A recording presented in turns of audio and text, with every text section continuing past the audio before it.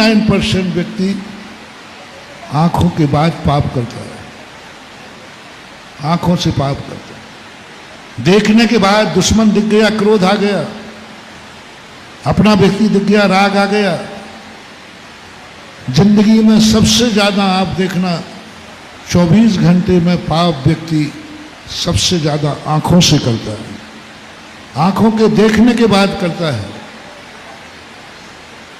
तो क्यों ना अच्छा हो कि आंखें फोड़ ली जाए। क्या यह प्रस्ताव अच्छा रहेगा? आपकी सहमति है? नहीं।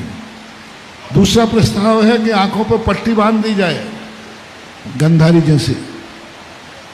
क्या यह प्रस्ताव मंजूर है? नहीं। अब एक प्रस्ताव मैं रख रहा हूं। ये दोनों प्रस्ताव खारिज हुए। मैं भी इसका समर्थक नहीं हूं कि आंखें से देख करके मन बिगड़ता है तो आंखें फोड़ ली जाए, और ज्यादा परेशान हो जाओगे, और ज्यादा परेशान हो जाओगे। अंधे लोग ज्यादा घुटते हैं, अंधे लोगों को घुटन ज्यादा होती है, बहुत ज्यादा घुट जाओगे। इसलिए आंखें फोड़ना नहीं, आंखों पर पट्टी भी नहीं बांधना है, ठोकर खा जाओगे, गिर जाओगे।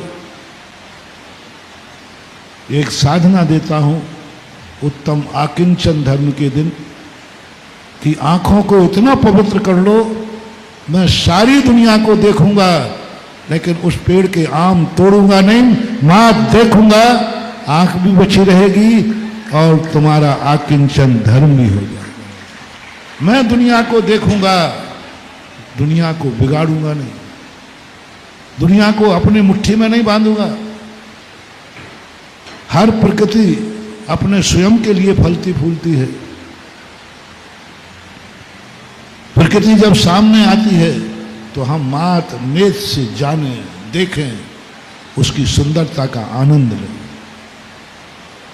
हम वस्तु को देखें, हम बस बहुत बड़े ज्ञानी हैं, हमें हर वस्तु का ज्ञान है।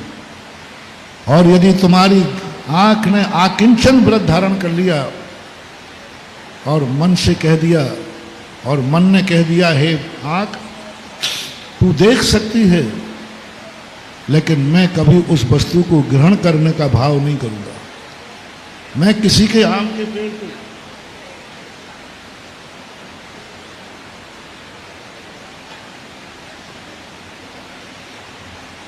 फल तोड़ूंगा नहीं।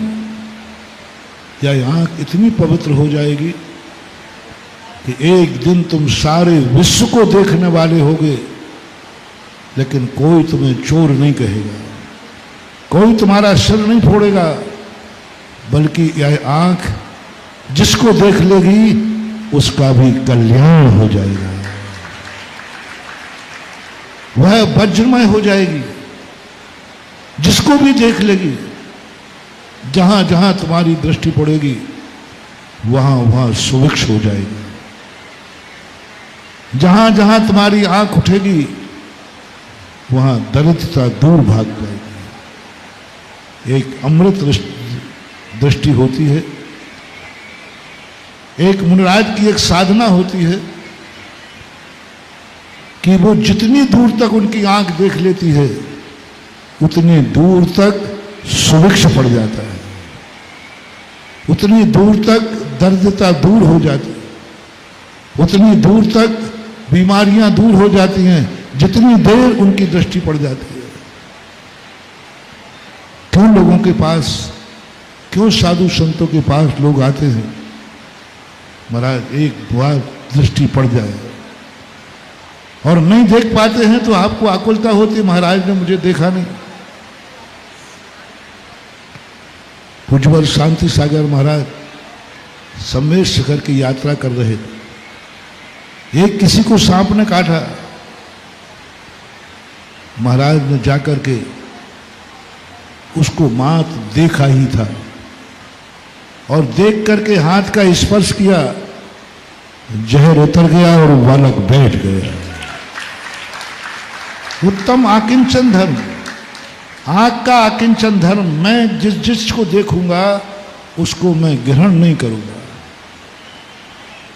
उसकी स्वतंत्रता नष्ट नहीं करूंगा, उसे मैं अपनी मुट्ठी में नहीं बांधूंगा, मैं उसको कैद नहीं करूंगा।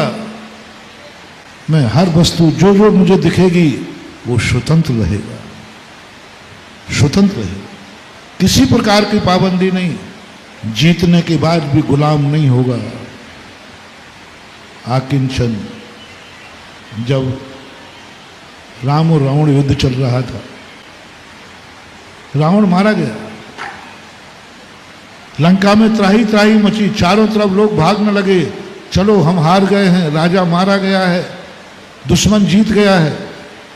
अक्सर कर होता है जिस राज्य पर जो राजा आक्रमण करता है, जीतने के बाद उस राज्य को तहस नहस कर देता है,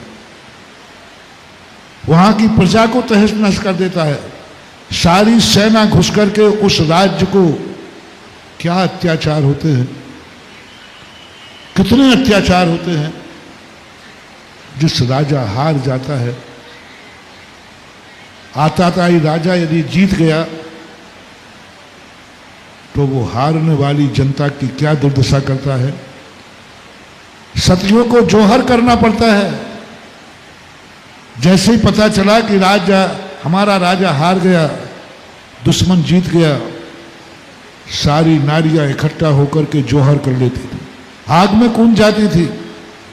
चित्तौड़ के अंदर एक आताताई राजा ने आक्रमण किया, 48,000 कोई 16,000 इतनी रानियों ने जोहर किया, कर्णावती आदि ने।